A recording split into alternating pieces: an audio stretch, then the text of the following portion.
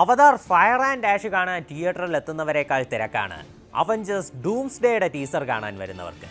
നിലവിൽ 2 ടീസറുകളാണ് മാർവൽ ഔദ്യോഗികമായി തന്നെ പുറത്തുവിട്ടത്. ആദ്യത്തേതിലൊരു ഗംഭീര വെളിപ്പെടുത്തൽ തന്നെ ഉണ്ടായിരുന്നു. ക്യാപ്റ്റൻ അമേരിക്കയായി ക്രിസ് ഇവാൻസിൻ്റെ സ്റ്റീവ് റോജേഴ്സ് എന്ന കഥാപാത്രം തിരിച്ചെത്തും. എന്നാൽ ഇതൊരു മൾട്ടിവേഴ്സ് വേരിയൻ്റ് ആയിട്ടൊന്നുമല്ല. നമ്മൾ കണ്ടു വളർന്ന ആ പഴയ മാർവൽ ചിത്രങ്ങളിലെ സ്റ്റീവ് റോജേഴ്സ് തന്നെയാണിത്.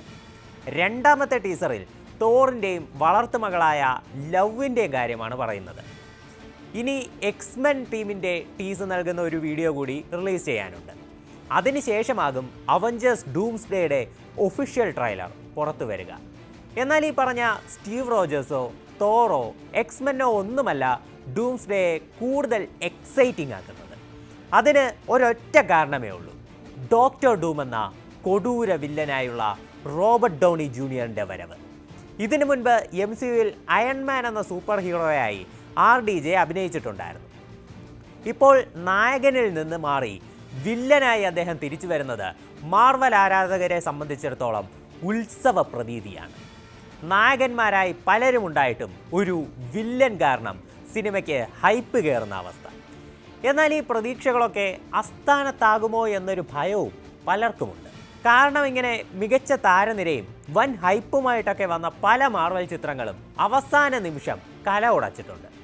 ഏറ്റവും വലിയ ഉദാഹരണം തോർ ലവ് ആൻഡ് തണ്ടറാണ്. ഈ സിനിമയിൽ വില്ലനായിട്ട് വന്നത് ക്രിസ്ത്യൻ ബെയിലാണ്. അതും കോമിക്സിലെ ഗോർ ദി ഗോഡ് ബച്ചർ എന്ന തോറിൻ്റെ ഏറ്റവും വലിയ എതിരാളിയായി. എന്നിട്ടും എന്താ പ്രയോജനം? പടം വെറും ചളി ഫെസ്റ്റായിട്ട് മാറി. തോറിൻ്റെയും ലേഡി തോറിൻ്റെയും കുറേ ക്രിഞ്ച് സീനുകളും ഇക്കിളിയിട്ടാൽ പോലും ചിരിവരാത്ത തമാശകളും ക്ലൈമാക്സിലെ പാസം വാരി വിതറലും മാത്രമായിരുന്നു ചിത്രത്തിലുണ്ടായിരുന്നത്. അതും സംവിധാനം ചെയ്തത് ആരാ? തോർ റാഗ്നറോക്ക് എന്ന സൂപ്പർ ഹിറ്റ് ചിത്രം ഒരുക്കിയ ടൈക്ക വൈറ്റിറ്റി. ക്രിസ്ത്യൻ ബെയിൽ എന്ന നല്ല ഫാൻ ബേസ് ഉള്ള മികച്ച നടനെ കയ്യിൽ കിട്ടിയിട്ടും മാർവൽ വേസ്റ്റ് ആക്കി കളഞ്ഞു. ഒപ്പം പിള്ളേർ പിടുത്തക്കാരൻ എന്നുള്ള ചീത്തപ്പേരും ഗോർ ദി ഗോഡ് ബച്ചർ എന്ന കോമിക്സിലെ ടെറർ വില്ലന് ലഭിച്ചു. സമാനമായി കോമിക്സിലെ ഒരു ടെറർ വില്ലനാണ് ഡോക്ടർ ഡൂം. ഇനി ക്രിസ്ത്യൻ ബെയിലിനെ കോമഡി പീസാക്കിയതുപോലെ മാർവൽ RDJയെയും ചുമ്മാ കൊണ്ട് നിർത്തി വേസ്റ്റാക്കി കളയുമോ എന്നതാണ് പലർക്കും ഉള്ള സംശയം. അല്ല, പുറത്തിറങ്ങിയ ഈ ടീസറുകൾ കാണുമ്പോൾ ഡൂം ഒരു പിള്ളേർ പിടുത്തക്കാരനാണെന്നാണ് തോന്നുന്നത്. ഗോർ സാധാരണ പിള്ളേർ പിടുത്തക്കാരൻ, ഇത് മൾട്ടിവേഴ്സ് പിള്ളേർ പിടുത്തക്കാരൻ. അതാണ് ഒരു വ്യത്യാസം. ഇത് പറയാൻ കാരണം ഡൂംസ്ഡേയുടെ സൂചനകൾ നൽകിയ 3 ക്ലിപ്പിങ്ങുകളാണ് നമുക്ക് മുന്നിലുള്ളത്. ഒന്ന്, ഫാന്റാസ്റ്റിക് ഫോറിൻ്റെ post credit scene.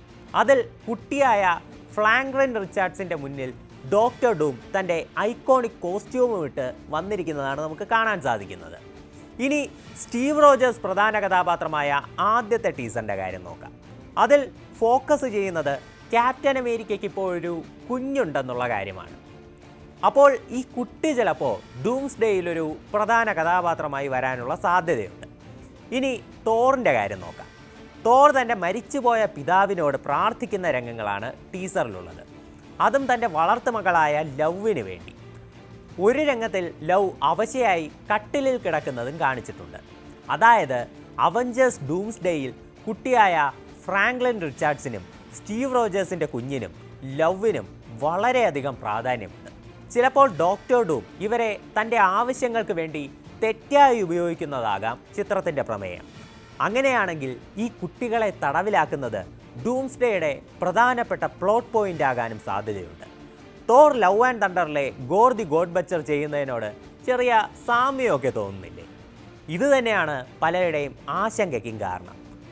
Doctor Doom ഒരു കോമഡി വില്ലനാകുമോ എന്നുള്ളത്.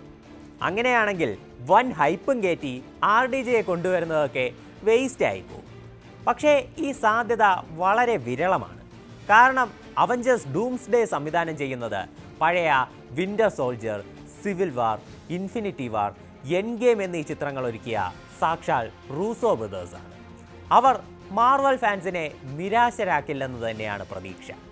എന്തായാലും കാത്തിരിക്കാം അടുത്ത ഡിസംബർ വരെ ലോക സിനിമയിലെ തന്നെ ബ്രഹ്മാണ്ഡ ചിത്രത്തിന് വേണ്ടി.